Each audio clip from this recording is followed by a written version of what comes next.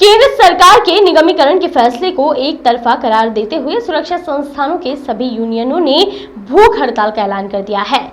आयुध निर्माणी खमरिया में सुरक्षा संस्थानों के तीनों महासंघ AIDEF, INDWF, BPMS से जुड़े लेबर यूनियन, सुरक्षा कर्मचारी यूनियन, इंटक कामगार यूनियन खमरिया ने बैठक कर एक स्वर में फैसला लिया है कि सरकार के निगमीकरण की घोषणा का हर स्तर पर पुरजोर विरोध किया जाएगा। कर्मचारी संघों ने ऐलान किया है कि कोरोना महामारी को देखते हुए एक बड़ा आंदोलन तो नहीं किया जाएगा, लेकिन अपना विरोध जाहिर करने के लिए वे क्रमिक भूख हड़ताल पर बैठेंगे। कर्मचारी नेताओं ने कलेक्ट्रेट पहुंचकर जिला प्रशासन को भी अपनी मंशा से वाकिफ कराया और भूख हड़ताल की अनुमति देने की मांग की। कर्मचारी नेताओं का साफ तौर पर कहना है कि निगमीकरण को लेकर जब सरकार से वार्ता चल रही है और पूरा मसला काउंसलिंग के दौर में है, तो ऐसे में वार्ता को विफल करार देकर निगमीकरण का ऐलान करना कर्मचारियों के हितों पर सीधा कुटराघात है।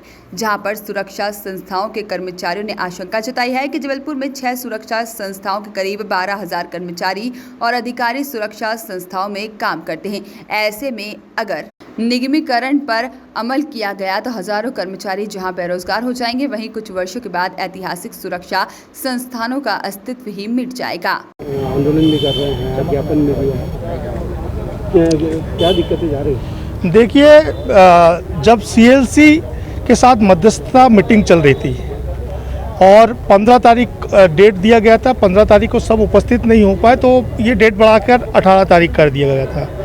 लेकिन अचानक 16 तारीख को सुबह हमको ये खबर मिलता है कि CLC ने ये जो वार्ता है इसको विफल करार कर दिया है और आदेशित कर दिया है कि केंद्र और फेडरेशन अपने अपने तरीके से निर्णय लेने के लिए स्वतंत्र है। जब हम काउंसलिंग में हैं और आपसे बात कर रहे हैं और लगातार हमारा काउंसलिंग चल रहा है, उस बीच इस तरीके से निर्णय लेना निश्चित रूप से जो हमारे कर्मचारियों के साथ एक बहुत बड़ा धोखा है। उसके बाद शाम होते ना होते इसको निगमीकरण घोषित कर देना, मतलब ये पूरा प्री प्लानिंग है कि सरकार ये चाहती थी कि ये जैसे तैसे इसको वार्ता विफल हो, कैंसिलेशन मीटिंग हो और उसके बाद इसको निगमीकरण घोषित कर दिया जाए। हम इसी सिलसिले में चाहे AIDF के लोग हो, INDWF के लोग हो या BPMS के लोग हो, हम लोग इसका पुरजोर विरोध करते हैं।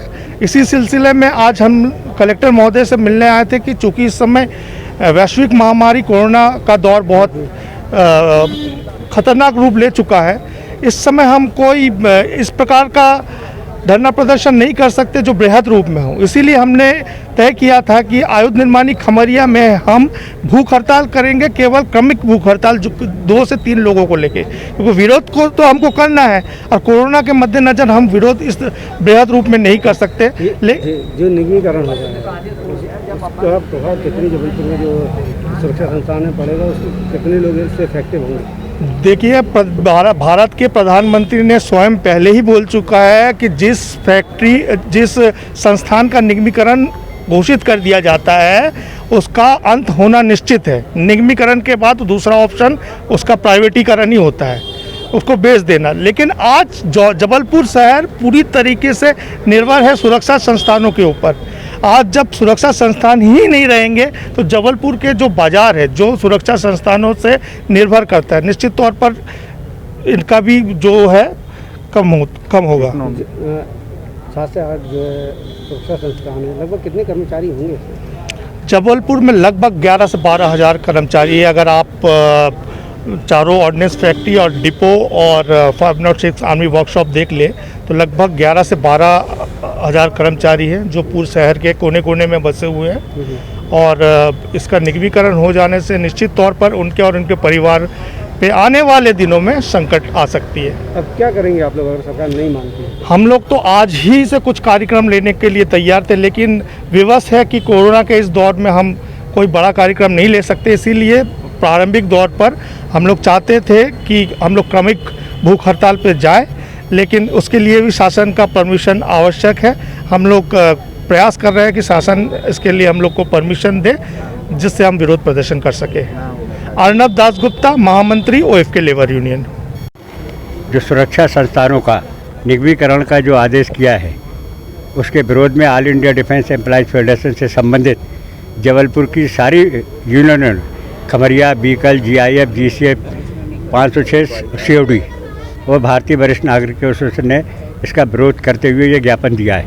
साथ ही जबलपुर में जो CGS से संबंधित अस्पताल है, जिसमें CCM है और CGS के लाभार्थी इनसे जो लाखों रुपए ये अस्पताल वसूल रहे, उसके खिलाफ में एक जांच कमेटी बनाकर इसकी जांच की जाए ताकि ये लूट बंद हो। इसी संबंध में सब लोगों ने ज्ञापन दिया। RS तिवारी, अध्यक्ष भारतीय वरिष्ठ नागरिक एसोसिएशन।